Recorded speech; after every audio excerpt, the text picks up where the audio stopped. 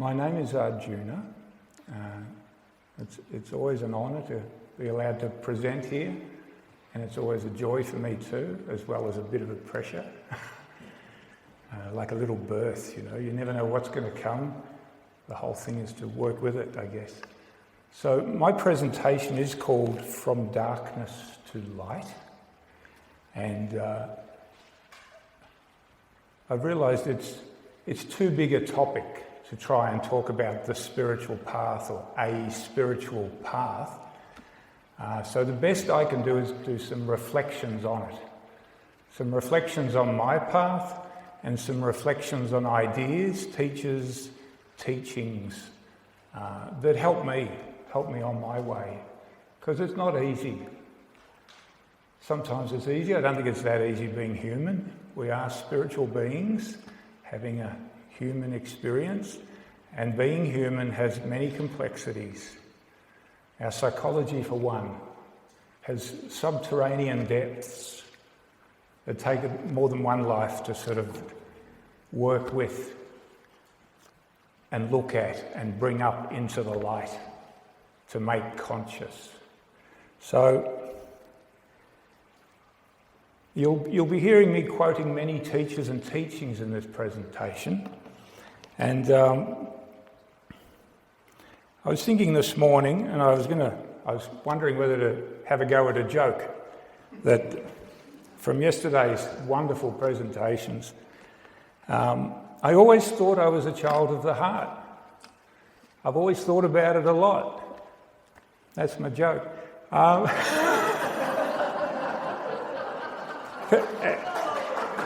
Thank you. I woke up this morning and looked at my presentation. I thought, oh my God, I've got so many ideas I want to share with you. All of these I wanted to put in this presentation, these ideas that support me when I struggle. And then this vision came that, yes, you may well resonate with the ideas I share today, but the real truth will probably come to you from the spaces within those thoughts, from your own being, while I'm sharing these ideas that I resonate with. The truth will come to you. So, let's get started. A little concept I put at the back of the talk, which wanted to come back in this morning, was from the Bible, Matthew 18:3. Except ye be converted and become as little children, ye shall not enter the kingdom of heaven. So we talked about effort and grace and this idea that, naturalness came out of Ananda's teachings yesterday, being in naturalness. So anyway, that wanted to come back in. And the idea I had for talking to you today was like a kindergarten story for adults. It's my kindergarten story that keeps me at peace. So, life is both complex and challenging. The spiritual path even more so. Theory and practice remain worlds apart. The theory is inspiring, it may open doors, it may give you something to climb, but the practice is the way to direct experience. It's in the practice. The mind may well trick us, so it is wise to never forget the heart. My presentation, From the Darkness to the Light, a Way Forward. I wondered if I could give an overview. My best guess from my experience of the spiritual path sums up the choices we have, the choices we make. Never give up. That is, go through all and any difficulties if they are on behalf of love. In the process, embody more light, develop will and wisdom. Every day, let go of outer distractions and go within. Meditate. Take time out from being human and busy and distracted and engaged in. Over time, with effort and grace, become the path. become love itself, which I referred to in that Rumi quote. Once the mystery takes us, we lose ourselves into love, and the ego, in Jungian terms, shifts itself from central focus, and it allows it to go over here a bit so spirit can be central focus. I don't know how long that's going to take.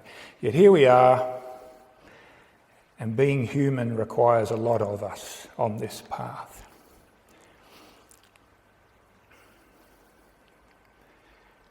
It's unusual for me, teacher and teachings. I'm going to quote Oscar Wilde. We are all in the gutter, but some of us are looking to the stars. A sign I saw on the back of a truck in Nepal, "By love is life." It's simple and complex. And making those decisions from love, that's the complex bit, I guess. Yogananda says we have descended from the infinite into the finite. And in theosophy, it speaks of involution and evolution. We've come down into matter, and we're going back home. Yeah, we're on our way back home. So we're not ideally as lost in the matter and the stuff as we once were. So, from the darkness. And I want to look at this from the idea of spirituality and psychology, being spirit, being human. And if I may, I'll just quote a Voltaire. My dad put me on to Candide when I was a child, and Voltaire said, "We need the shadow. We wouldn't see the beauty of the painting if you didn't have the dark bits." And we can talk about what the darkness is. There's many levels of darkness, and good darkness, I guess, the cosmos, the unknown, the mystery, and the light.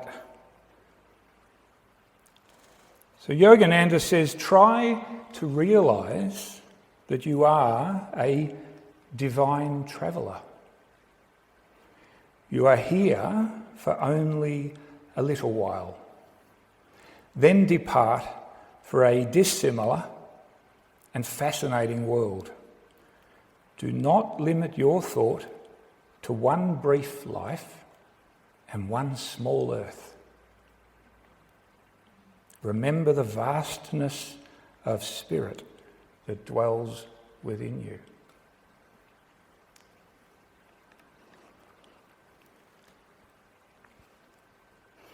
The Hindu scriptures say that it takes about 8 million incarnations progressing upward on the scale of evolution before one becomes a human being. And now, after gaining a human form, how can you waste so much time on things that are fruitless? At long last, your soul has a vehicle capable of the full expression of divinity, of manifesting the image of God in which you are made. That's also a quote by Yogananda. Alice Bailey writes, the theosophist Alice Bailey, all we really know is the fact of the plan, that it is very good, that we are enfolded within it and subject to it. Another Hindu saying goes, the child is busy with play, the youth is busy with sex, the adult is busy with worries. How few are busy with God? And I didn't warn you I was going to use the word God, and if you have trouble with it, please find some other word or idea that you can relate to, because the state of the world. Many years ago, perhaps when I started on my path, I was struggling. Life should be happy. I had all these beliefs in my mind of what life should be, what I was aiming for. Spirituality should be this majesty of experience all the time. And then I came across this book by M. Scott Peck. And his first sentence in his book, The Road Less Travelled, was, "Life is difficult." And it hit me. It gave me an enormous freedom reading this one sentence. Life is difficult. I've been wasting my entire youth trying to create something that is beyond this little truth here. And recently, a week or two ago, I was reading a little book by Yogananda. I think it was How to Be Victorious in Life. And he said, be careful what you believe, because every thought you allow will go down into your subconscious and plant a seed there. So the more often you think something or allow a thought, the more of that will be sitting in your subconscious and you won't be aware of it. It'll be just saying to you, oh, life's difficult. You better go find proof for that. And your ego's also trying to help you do that as well, to fulfill what it believes it is, and then it pushes you to manifest. And there, I was right. I was right. So I'm guessing spirituality is sort of being receptive and open and to a greater truth. Yogananda says human beings start life programmed with set tendencies and unfulfilled desires from the past. Then, with their little remaining free will, they imitate each other's desires and actions. No wonder we get into trouble or distracted. Yogananda also says, most of the world is like a mental hospital. Some people are sick with jealousy, others with anger, hatred, passion. They are victims of their habits and emotions. But you can make your home a place of peace. Analyse yourself. All emotions are reflected in the body and mind. Learn to be calm, and you'll always be happy.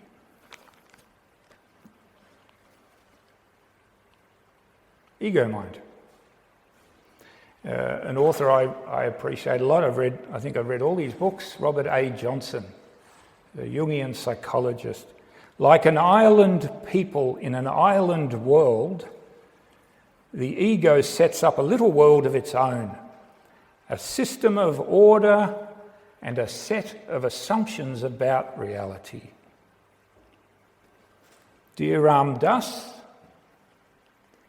he wrote, the ego can only trick you if you think you are it.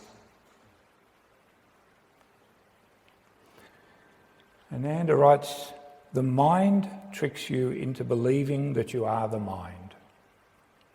You are not the mind.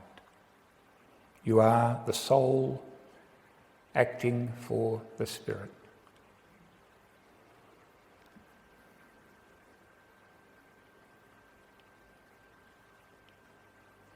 Understanding.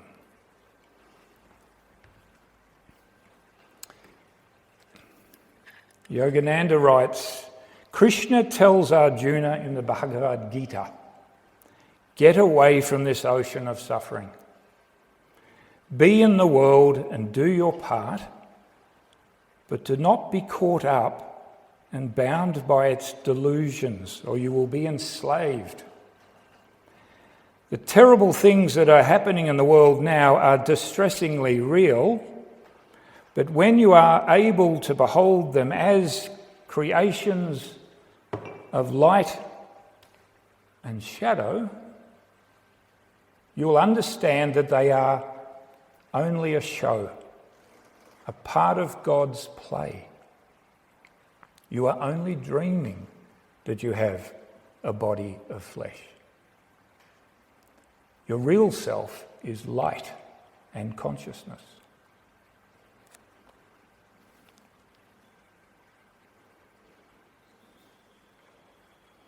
Yogananda writes, everything here is nothing more than God's motion picture. We must not identify ourselves too intensely with the drama. When you realise that life is a dream, then you are free. And hopefully your ego isn't grabbing some of these to use as excuses. You know. For me, these are truths that help me, remind me to relax, to open, to trust, to go through whatever. A wonderful book. I've read it a few times. It's Annie Besant's book, From the Outer Court to the Inner Sanctum. Such a good book. And she talks about a vision she has of humanity. She says, I see a great mountain standing in space with a road that winds round the mountain, round and round, until the summit is reached. Along that road, round the mountain, stands a vast mass of human beings, climbing indeed, but climbing so slowly, rising step after step. Sometimes it seems as though for every step forward there was a step backward. And though the trend of the whole mass is upwards, it mounts so slowly that the pace is scarcely perceptible. And millions of years pass. Millions of years. It seems that they travel so slowly because they see not their goal and understand not the direction in which they are travelling. And I guess we won't get this in the mind. We'll get this sitting, asking, being. And like Sri Nagarjuna said, we've got to make the effort. Okay. Now, one brief aside, and very brief, because this helped me enormously at a period in my life. I might have talked about it before. I could not find any direction, any inspiration, anything. And I opened one of the Bailey books, ponder on this, put my finger on a page, occult blindness. And it said the blindness, this is Alice Bailey's book, work, the blindness is something imposed by the soul upon the hastening aspirant, so that the lessons of conscious experience may be correctly assimilated and expressed. By its means, the hurrying seeker is defended from making too rapid and superficial progress. It helped me enormously at the time,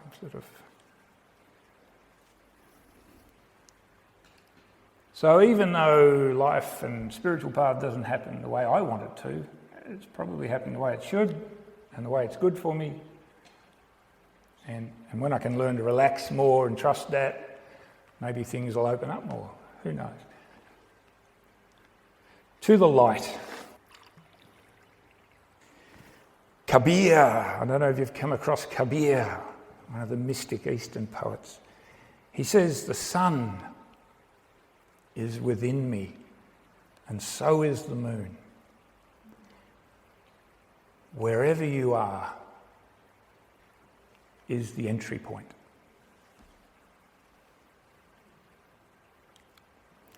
Dear Rumi, what would we do without Rumi? Inside the great mystery that is, we don't really own anything. What is this competition we feel then before we go one at a time through the same gate? The mind is allowed too much. Often, I'm sure. Too much worry, too much goals that aren't really important. Not enough time to reconnect with what is. Anyway, that's just a thought.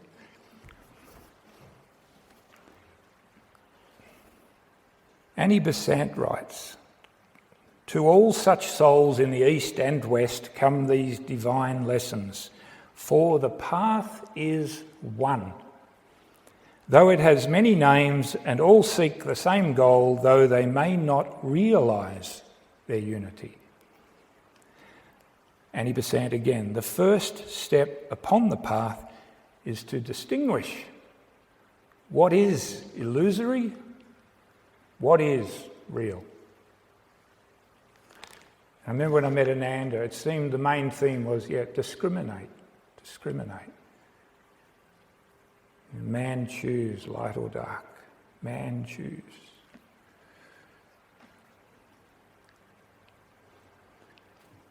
Go within. Neale Donald Walsh, Ananda recommended this book to me, Conversations with God, Book 1. And it was wonderful. And Neale Donald Walsh, he writes, begin by being still. Quiet the outer world, so that the inner world might bring you sight. This insight is what you seek. Yet you cannot have it while you are so deeply concerned with your outer reality. Seek, therefore, to go within as much as possible. And when you are not going within, come from within as you deal with the outside world. Tarajodi talked about, Tarajodi Govinda, who many of you know or knew. She wrote, as I went within, following my map, I did not always like where it took me or what I found inside. I discovered anger, fear, guilt, grief, ambition, pride, jealousy, doubt, resentment, arrogance and depression.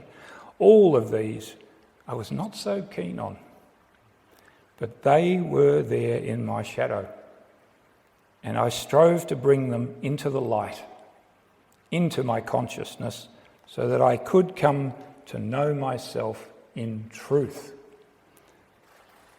She goes on to write, I also found goodness.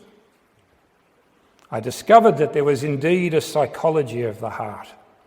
It was to be found in my own heart. I had looked everywhere, searched high and low. It came only when I looked within.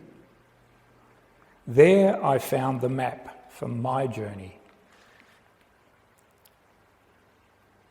We move towards wholeness when we accept the reality of being human and acknowledge that we are composed of many selves, often paradoxically opposing selves.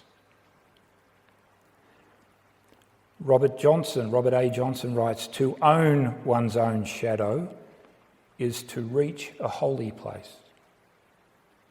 Yeah. Ram Dass saw before the talk, for him spirituality was being here, engaging in it. Yeah. Not trying to get away from it. Acceptance, this is a powerful one for me, learning to accept the way things are. Sitting quietly, doing nothing, spring comes and the grass grows by itself. A little Zen poem that saved my life once, got me back on this side of the equation. The grass grows by itself. Byron Katie, commenting on the Tao Te Ching, she writes, she watches things as they come and go. The nature of things is to come and go, with or without her permission. So why not enjoy the show? Yogananda says, God sends to you those experiences you need, that you might profit by them. Henry Wadsworth Longfellow. The best thing one can do when it's raining is to let it rain. Yeah, let it rain. What can you do anyway? Being present. Ram Dass again then. His comment on the Mahayana Buddhism. I hope I said that right. The way is not one of running away from the world.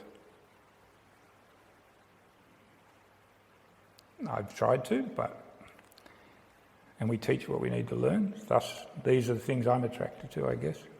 The way is not one of running away from the world, but of overcoming it through growing knowledge, through active love towards one's fellow beings, through inner participation in the joys and sufferings of others, and equanimity with regard to one's own weal and woe.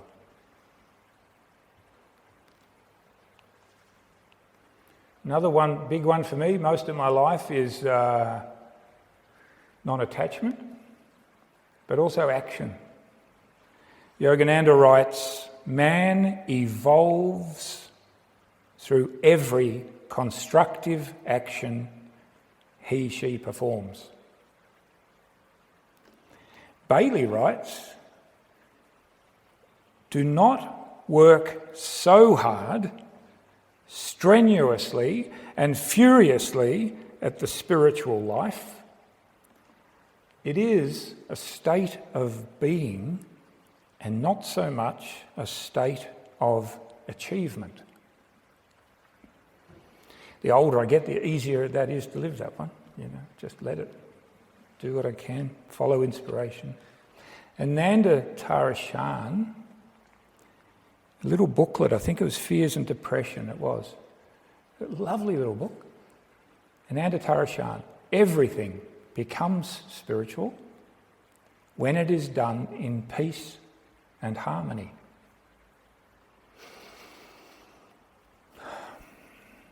Lao Tzu in the Tao Te Ching writes, "When there is no desire, all things are at peace."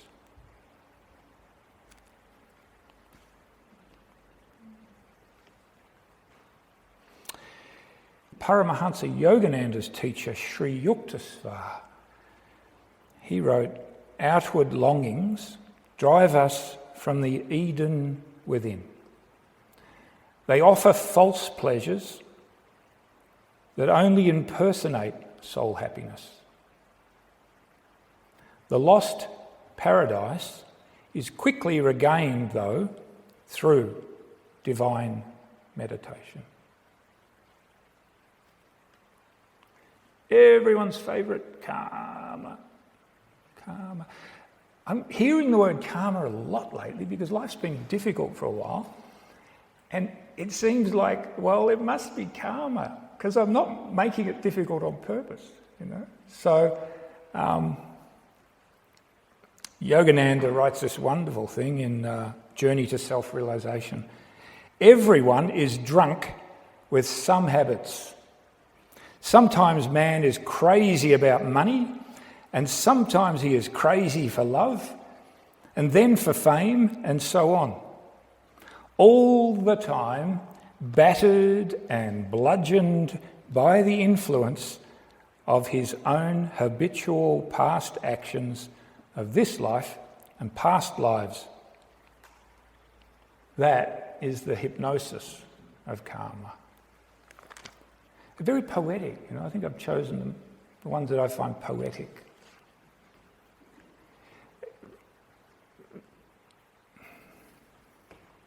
Yogananda talks about, I read in one of his books, from one of his lectures, that God gives us roles.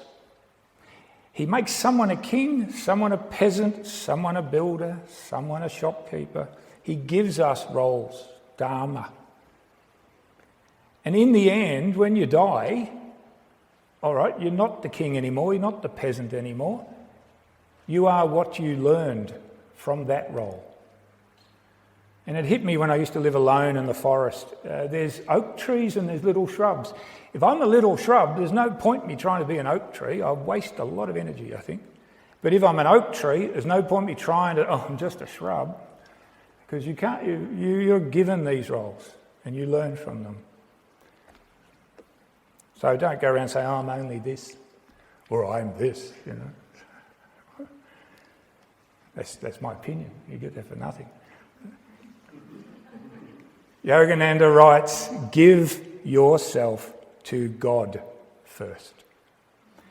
Your schooling will then come under his wise and loving tutelage.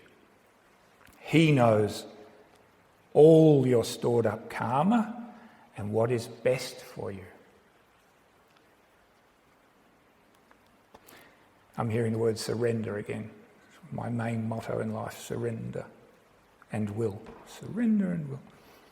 Ananda Tarashan writes in the Living Word of the Hierarchy, you must face your Dharma with stoicism, for it is yours, created by your actions in former lives, and it contains the lessons you need to progress in your soul evolution. Beloved Ananda, dear Ananda, she also wrote, and it was on the office, when I'd go to work every day, it was standing there on the office wall, suffering is an unavoidable result of a disciple walking the path, but humour makes many experiences bearable. Never lose your connection to the inner wellspring of joy, for it will carry you through the water and fire of the pain and agony which always follows in Christ's footsteps. Let joy raise your consciousness past all suffering. Let the risen one raise your cross to his infinite joy. Forget yourself, but never him. And it's coming to mind what Thomas shared yesterday from Ananda's teachings of relax, breathe in the pink light.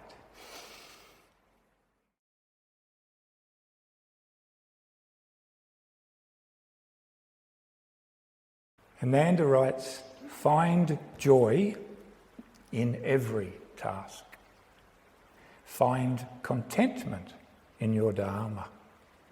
This makes for a good life. Yeah. And I know a lot of my friends, we spent a lot of time running around trying to work out what our Dharma was. And I think as I get older, I go, I think it's what I'm doing. I think it's when I wake up in the morning and I think, I must do that. I really want to do that. I'm hoping that's my Dharma. It's getting too late in the day to worry about too much, you know. Mind the mind. Ram Dass writes, there are states of consciousness that are always available to us if we have not veiled ourselves from them through our attachment to our own thoughts. The third Zen patriarch writes, if you wish to know the truth, cease to cherish opinions. Otherwise you just get more of that. Yeah? Oh no, I know the truth, I'm hanging on to it for oh yeah, wait and see. Annie Besant, you must have the ideal before you in order that you may reflect it. That on which the mind is constantly dwelling will inevitably be that which man shall become. Man, woman, person. Yogananda, cleanse your mind of all negation, such as fear, worry, anger. Then fill it with thoughts of love, service, and joyful expectation. Renunciation. Rumi, when you give up everything, everything is yours. Yogananda, renunciation means put God first. Whether one follows the path of the world or the path of monasticism.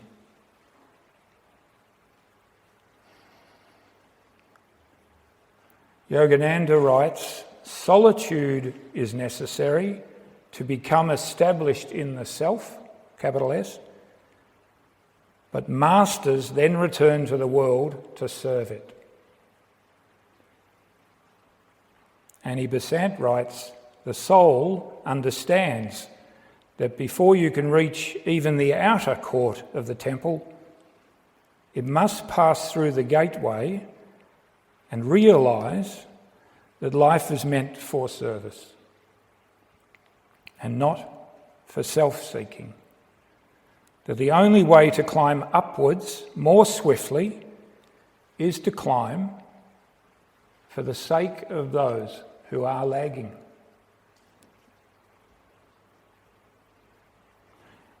Yogananda writes, be enthusiastically active, make something of yourself, and give something worthwhile to the world.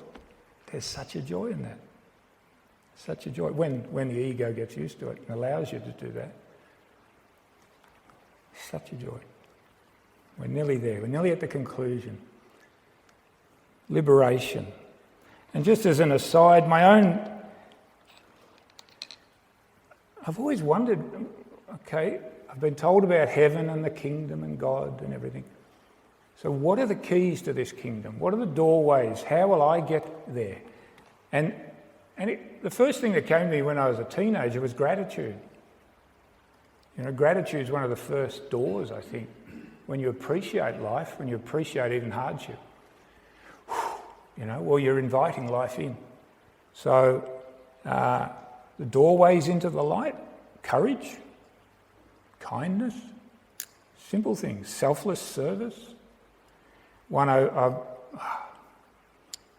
Humility.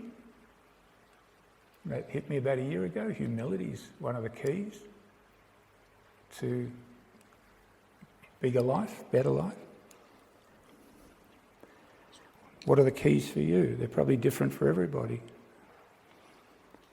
Generosity of spirit.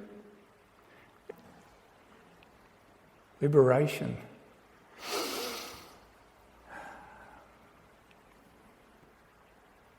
Yogananda writes, people of the world seek the gifts of God. It's natural, isn't it? People of the world seek the gifts of God, but he who is wise seeks the giver himself.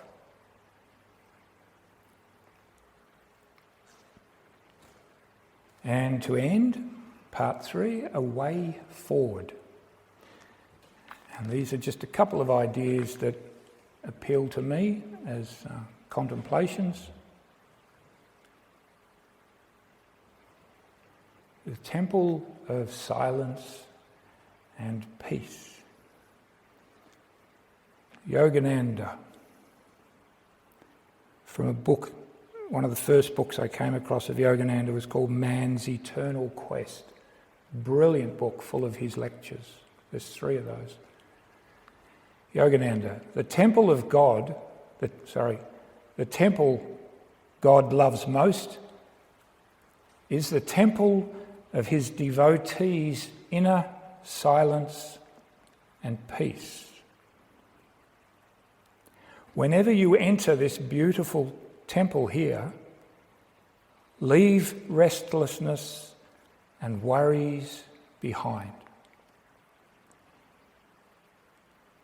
If you do not let go of them, God will not be able to come to you. First establish in yourself a temple of beauty and peace. There you will find him, on the altar of your soul. Yogananda again. If you contact and commune with God in the inner temple of silence, you will have mastered the true art of living. Then health, prosperity, wisdom, love, and joy will be added unto you.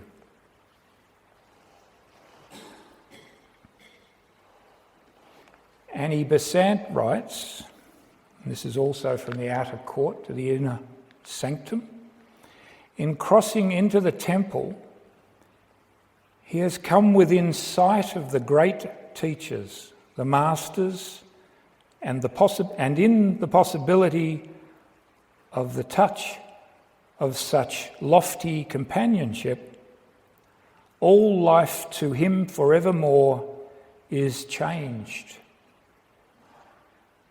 she will have touched the permanent, and the transitory cannot again shake her as in the days when she knew not the eternal. Her feet are forevermore upon the rock, and the waves will not be able to wash her away from it and give her again the trouble of swimming in the tossing sea.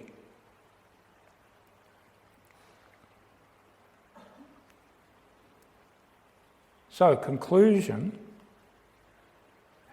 This is my conclusion anyway. Surrender. Keep surrendering. Surrender and use your will when you're inspired, Otherwise, surrender. What can you do? Just 2 more quotes. Yogananda writes, God is love. Every saint who has penetrated to the core of reality has testified that a divine universal plan exists and that it is beautiful and full of joy. Awake in God, true saints effect changes in this dream world by means of a will harmoniously attuned to the creative cosmic dreamer.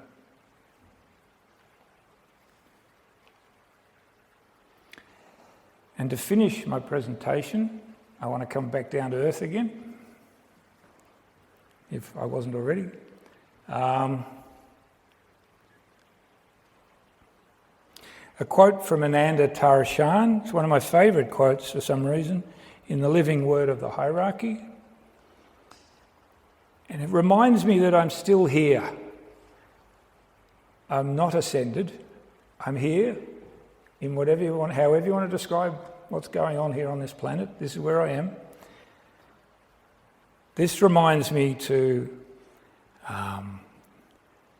is it 1 foot in heaven, one on earth? But I am still here in a world of duality. There are things to do, lessons to learn. And I guess I need to accept and embrace wholeness. And Ananda's quote, "In all glory there is agony. In all ecstasy there is pain. In all joy there is grief. In all love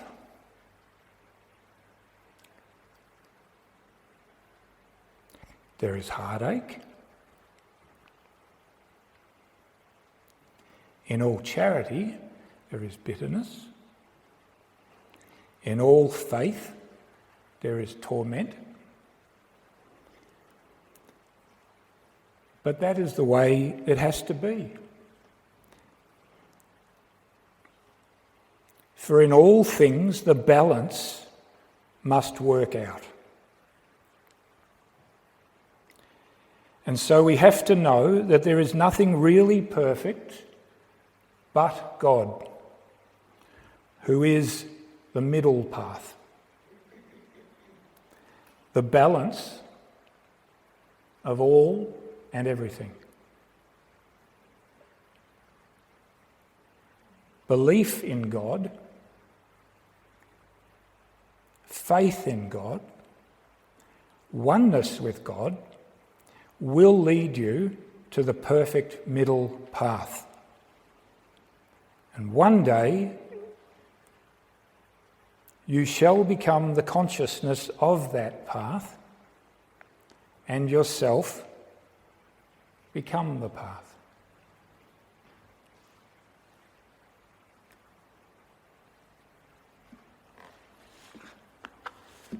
Thank you.